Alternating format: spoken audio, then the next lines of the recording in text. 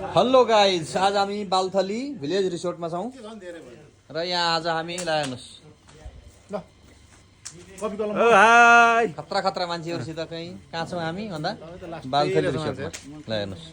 अब हाम्रो सुरु हुँदैछ बिबिक्यू। ल हेर्नुहोस् यहाँ मटन हुन्छ, चिकन हुन्छ र अर्को एउटा भन्न नमिल्ने चिज पनि हुन्छ। हजुर यहाँ बालथली रिसोर्ट हो, बडो गजबको ठाउँ छ। हजुर तपाईहरू फ्यामिलीसहित साथीसहित आउन सक्नुहुन्छ। ल हेर्नुहोस्, साँच्चै आनन्दको ठाउँ छ। यहाँबाट टाढा टाढा देखिने डाँडाहरू,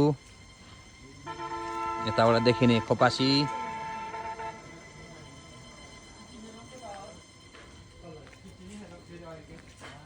सुन्दर ठाउँ छ। तपाईहरूलाई कहिलेकाहीँ काठमाडौँबाट वान नाइट बस्नको लागि साँच्चै उपयुक्त ठाउँ छ यो।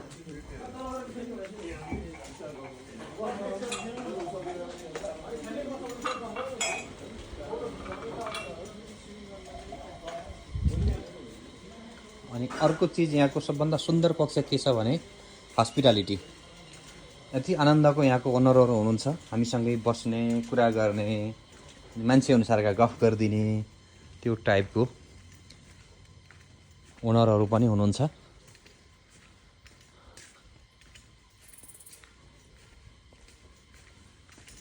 म यो बालथलीको तपाईँलाई सकभर सबै एरिया देखाउने प्रयास गरिरहेको छु।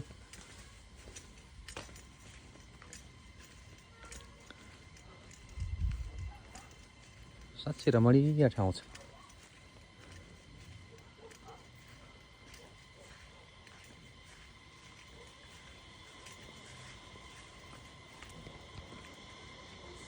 तल स्विमिङ पुल पनि छ।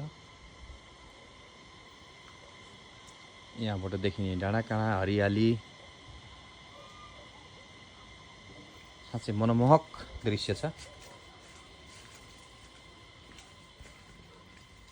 भोगटेहरू फलेको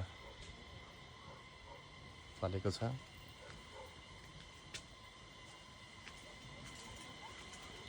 ल तपाईहरूलाई पनि यो ठाउँमा आउन चाहनुहुन्छ भने काठमाडौँ, बनेपा, पनौती, खोपासी हुँदै यो ठाउँमा आउन सक्नुहुन्छ।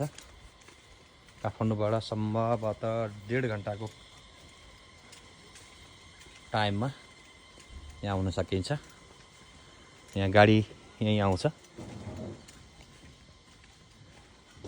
हस् साथीहरू, धन्यवाद सबैलाई धन्यवाद।